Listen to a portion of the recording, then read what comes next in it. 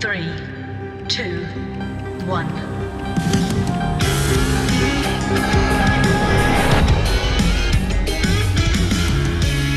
This month, we discovered what's out there.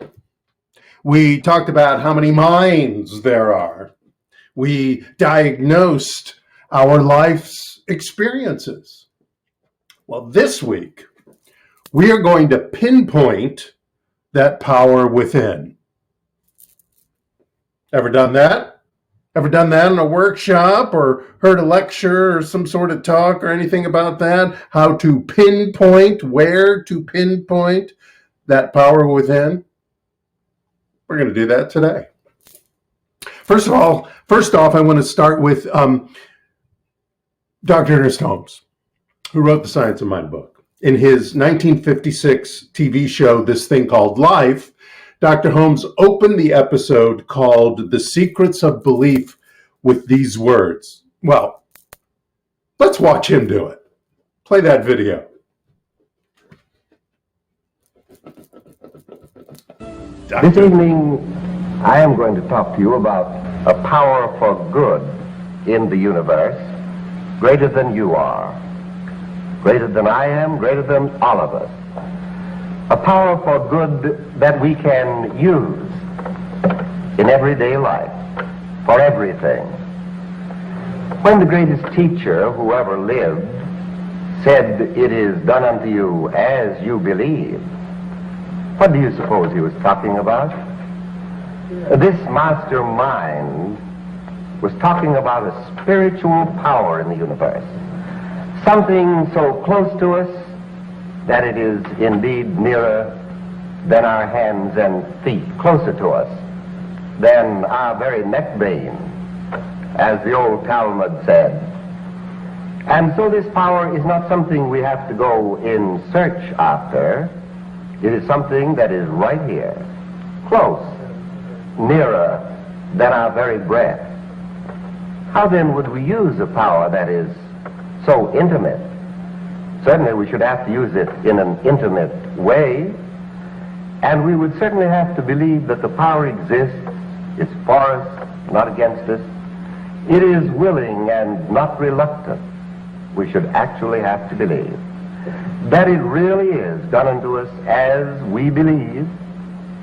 Then we would have to believe.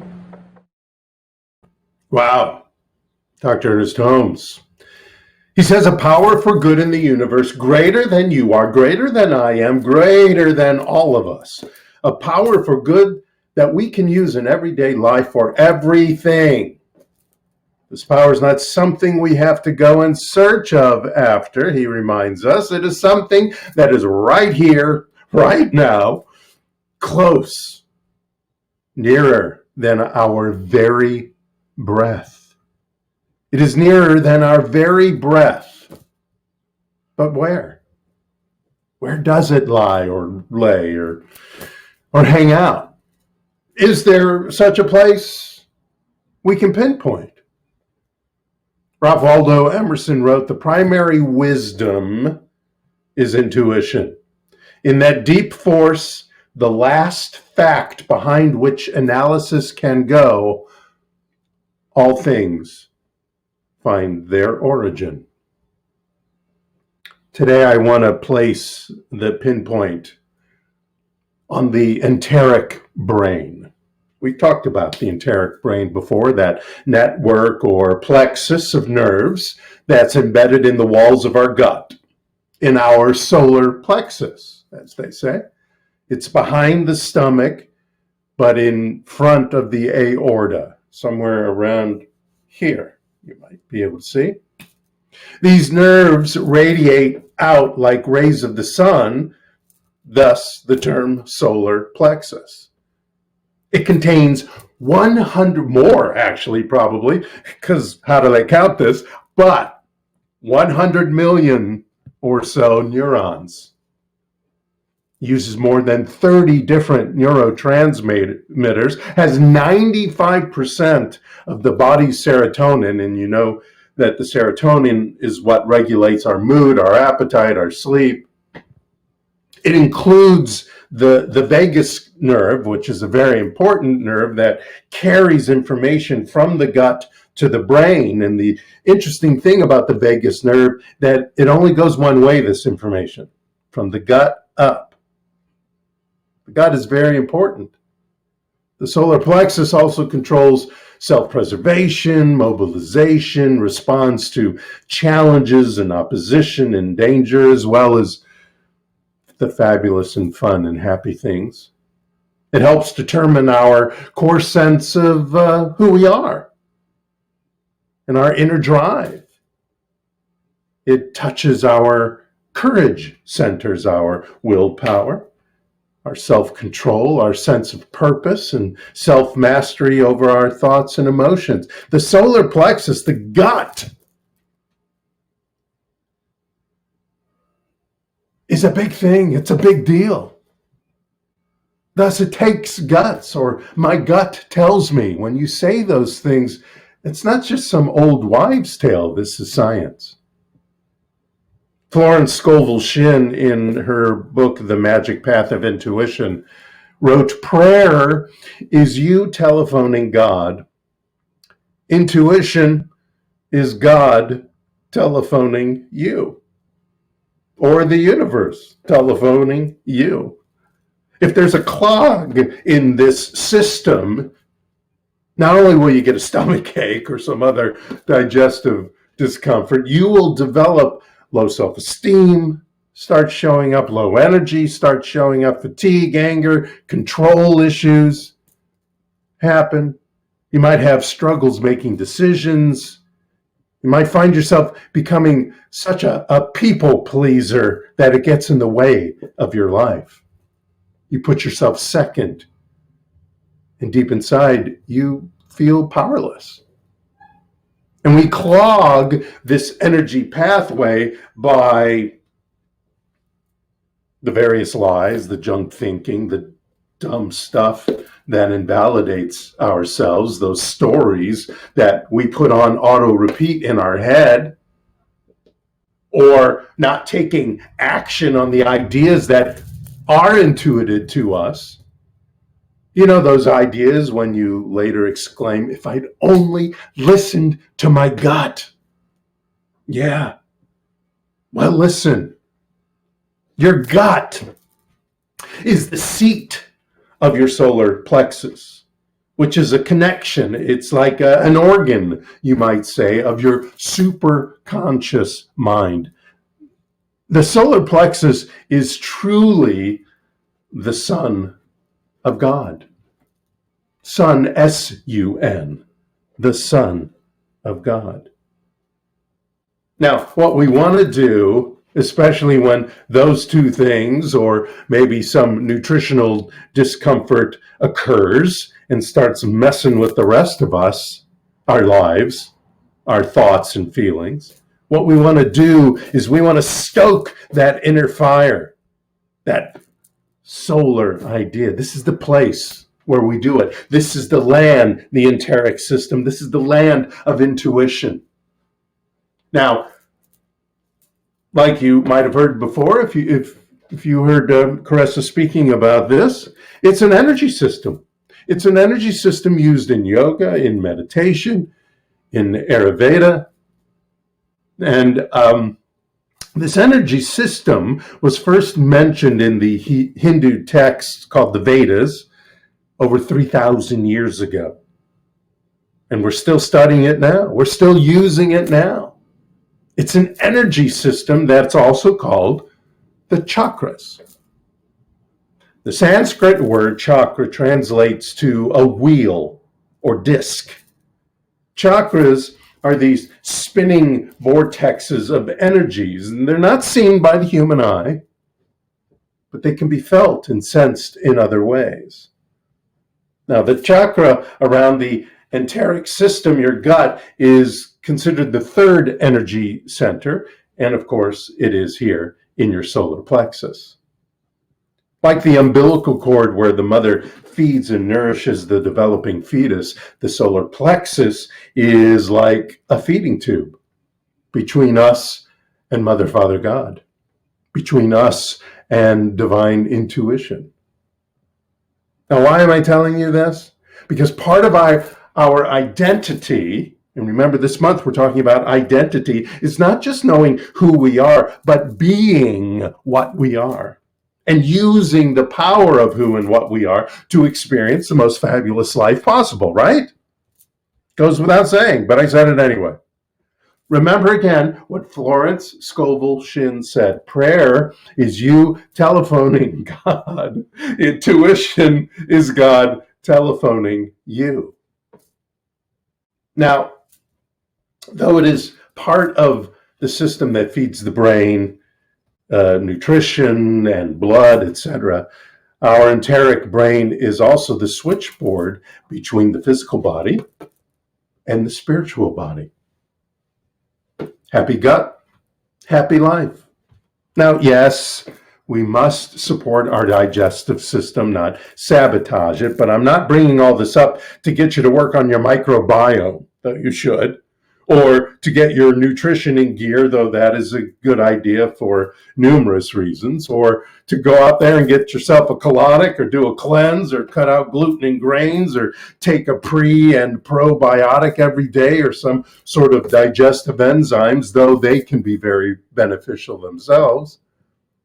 This is not about your GERD, your IBS, your leaky gut, your dysbiosis, or any of those things, or a plain old bellyache, though it may be helped as well in what we're talking about. This is about your intuitive channel and ways to open it, ways to recognize and stay in touch with that universal intelligence, not just with your logic brain, but with your gut brain. Getting in touch with that intelligence, that universal intelligence that informs, that teaches, that warns, that empowers decision making. And it does it all without deliberate analytical thought or reasoning. That's not needed here. That comes direct from the universe. Yogananda wrote, "Perfect intuition makes you master of all." Now, we've all experienced intuition or intuitive answers to situations or conditions. Well, you know what? This morning, let's develop that a little bit. Let's get a hint, at least, that you could take home and use to increase your intuition, to step into, to hear that intuition. And here's how. Rumi said, "There's a voice that doesn't use words. Listen." So my first help here is to tell you, shh, listen, be silent and still. Sit yourself down quietly, set an intention to receive inspiration. Tell the solar plexus, if you don't want to tell some sort of energy that's surrounding you, if you don't feel comfortable with that yet, tell your solar plexus what you required to accomplish. Tell yourself, but then be still. Just breathe and listen. Also, in this idea here of listening, experience your weekly affirmative incantation. Experience that which I write for you every week. And do that every day. Read it, feel it, close your eyes, breathe, and listen to what comes back. Or take yourself on a walk. Quiet walk in nature. Yes, walking can still be a stillness exercise. But remember, no phone, no companion, just you and nature, you and the universe, and start noticing everything. Notice the color and fabric of someone's clothing. Notice the sound of the grass blowing or the leaves blowing in the breeze. You know, many of us miss these subtle signs and messages. It's just floating by. We miss them. You know, sometimes while I'm writing and nothing seems to be coming up, at least nothing good, or I'm reading an email that requires some sort of decision that I just can't get around. I just can't fathom. I just can't figure it out. You know what? It's time to get up and step away from the desk. Just get outside, take a walk. I remember I kept feeling this discontent about a job I had, and it was a well-compensating job, actually. And there just came a point where I just had to stop being intellectual about it. I had to stop being logical about it. I even had to stop getting into the emotions about it. I needed to be quiet, breathe, and listen. And eventually I came up with that decision unemotionally, with feeling, but without reaction, to leave that well-compensating job. And relief came. Relief came because this idea and how to best accomplish that came from intuition, came from the solar plexus. And interestingly enough, some of that compensation from that X job still continues, even though I no longer work for that person. William S. Burroughs wrote, "Your mind will answer most questions if you learn to relax and wait for the answer." We have to learn to trust our gut. If it's not a constructive advice that we're hearing, don't listen, because it's probably your ego or some sort of fear or other bad mood junk is probably getting in the way, and your brain is telling you that's intuition. If it's destructive, probably ignore it. If it is constructive, though, advice, the universe is speaking. Your intuition is speaking. Now, if these destructive thoughts show up that are masking themselves as intuition, even though you're ignoring that advice, listen to it, hear it, so you might find clues of what's behind it for healing purposes. It's not a waste. Gahil Gibran wrote in Sand and Foam, "When you reach the end of what you should know, you will be at the beginning of what you should sense." So feel it, feel things. Just like I was talking about going out for the walk and experiencing colors and fabrics and the wind blowing. Feel what's going on around you in life. Feel it in your belly. Be aware of the goosebumps on your skin, or the shiver down your spine, or the racing of your heart, or the quickening of your breath. When experiences happen, when that inner voice speaks. And sometimes it's more subtle, and the only way to describe this intuition is a knowing. And that's okay. Because when that knowing feels clear, nourishing, and enriching, then you know you're feeling your intuition working. You're feeling and receiving the message from the universe. Richard Branson wrote, "I rely far more on gut instinct than researching huge amounts of statistics." Another way to enhance your intuition is to stay active and exercise. This sharpens the senses as well as your physical body functions, of course, but it sharpens you.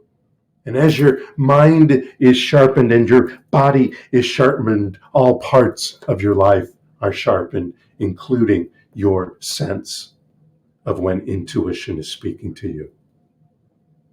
Albert Einstein wrote, "I believe in intuitions and inspirations. I sometimes feel that I am right. I do not know that I am. The intuitive mind is a sacred gift, and the rational mind is a faithful servant.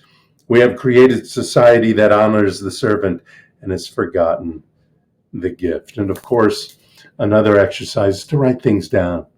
Continuous, creative, energetic flow, whether it's morning pages or anything, a stream of consciousness, time of writing that eventually invokes this divine intuition to step in I have notes for my talk. There are quotes, of course, that I have to look at, and little notes to remind me what I want to talk about next. And many times, most times, I go off those notes because intuition steps in, or as we might say, spirit starts speaking.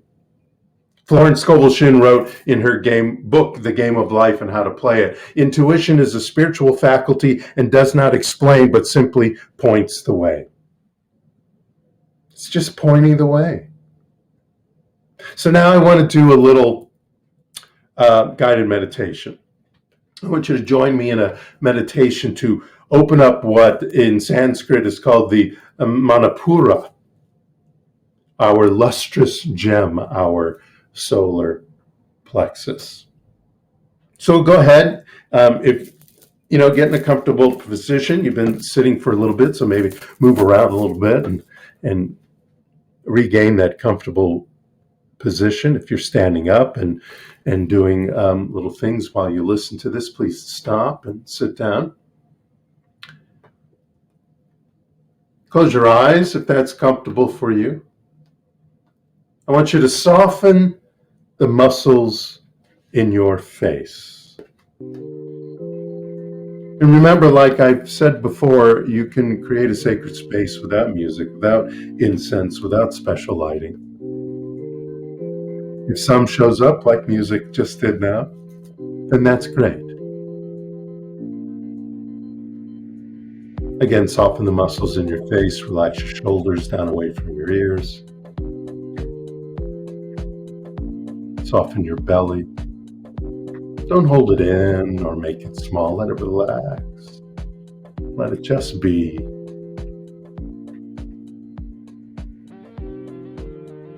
Now we're going to take a deep breath through our nose. Then we want to open our mouth and sigh it out. Let's do that again together. Inhale and exhale, sigh. Nice open mouth when you exhale. Now this time I want you to seal your lips together. Just put them together and to breathe in and out only through your nose. Keeping this deep, slow breath. Now, I want you to restrict the muscles in the back of the throat to create it kind of like a oceanic whisper, almost like a snoring. Like,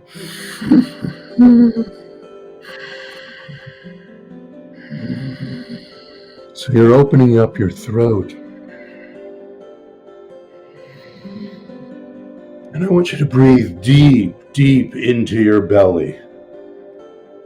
And with every out breath, press the air down deep into your core. Your chest may raise. Allow it to stay open.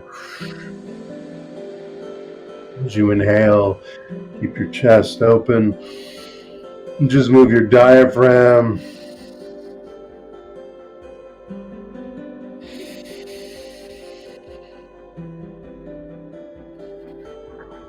And breathe slowly, deeply in. And now bring your awareness to this energy center we've been talking about today, between your navel and your breastbone. It's at the lower part of your chest, below the sternum. If your eyes are at a soft focus, you may see the yellow ball that I'm holding in front. It's around there.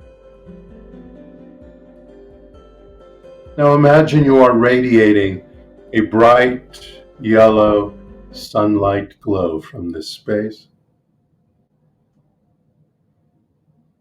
It may not come to you very bright at first. That's okay.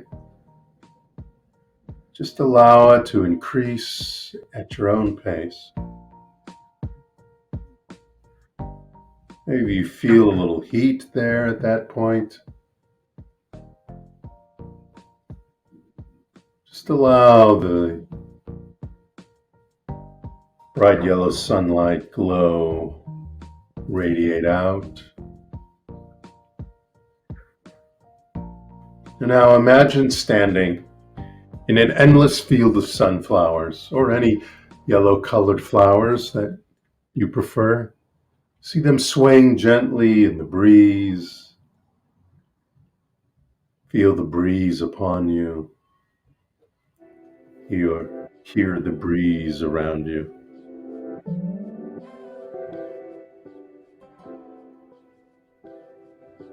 In your mind's eye, look up at the sky. The cloudless azure blue. And the sun bathes you in these fields of flowers, these yellow, beautiful flowers with its warm, nourishing rays.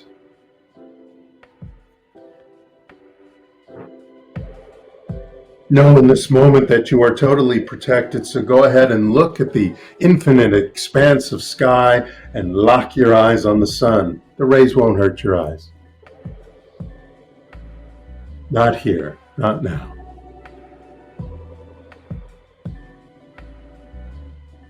It's a soothing and pleasant look at the sun. You may even find yourself rising and being pulled by the sun, towards the sun, towards this powerful golden yellow rays of energy.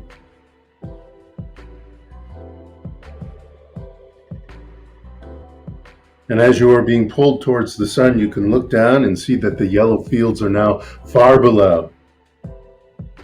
As you fly faster and faster, as you radiate and are energized,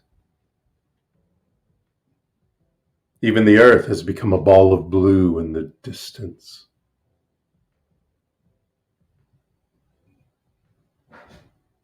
As you get closer to the sun and register its true size for the very first time, for all its heat and light and energy, and yes, love. It looks warmly inviting and eager to embrace you, to love you, to empower you. Head straight for the center. Head straight for the center of the sun, the power of the sun. Allow yourself to become one with the sun's core. And then turn around and see all the planets revolving around you.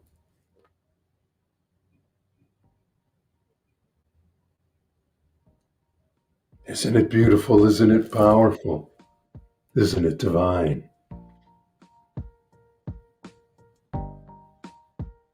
As you take your next deep inhale,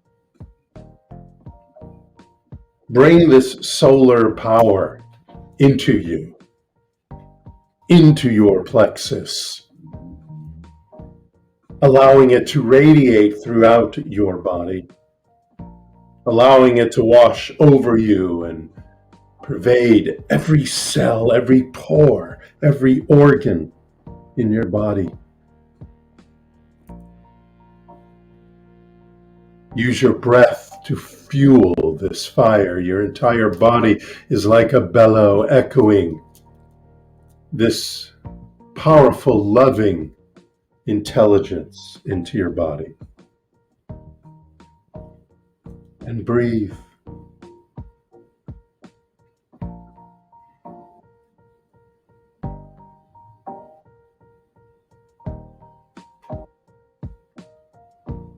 And now, as you inhale, recite to yourself, I am.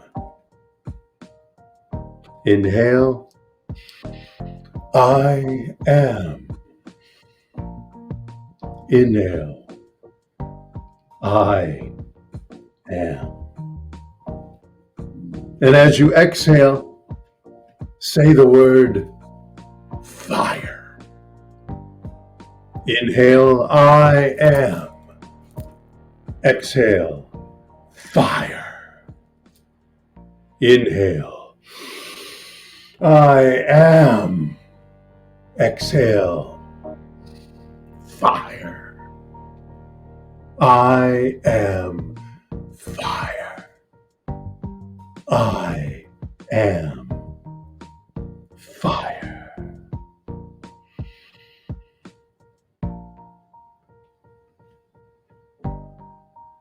You are that fire. You are that love. You are that intelligence. You are God. God is within you here and now. God speaks through the solar plexus, intuits into you knowledge, love, peace, radiating from the solar plexus to all parts of your body. I am fire. I am creation. I am intelligence.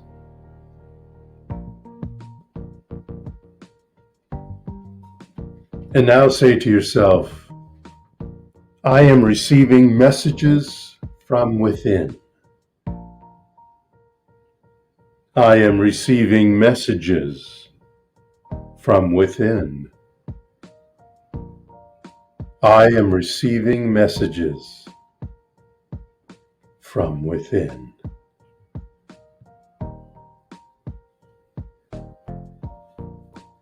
Take a deep breath in through your nose, open your mouth and sigh it out. Inhale through your nose. I am God, fire. Exhale through your mouth. In through your nose. I am fire. I accept all the intuition from the infinite intelligence. Sigh. Inhale. Exhale. Inhale. Thank you. Exhale for this insight. Thank you for this insight.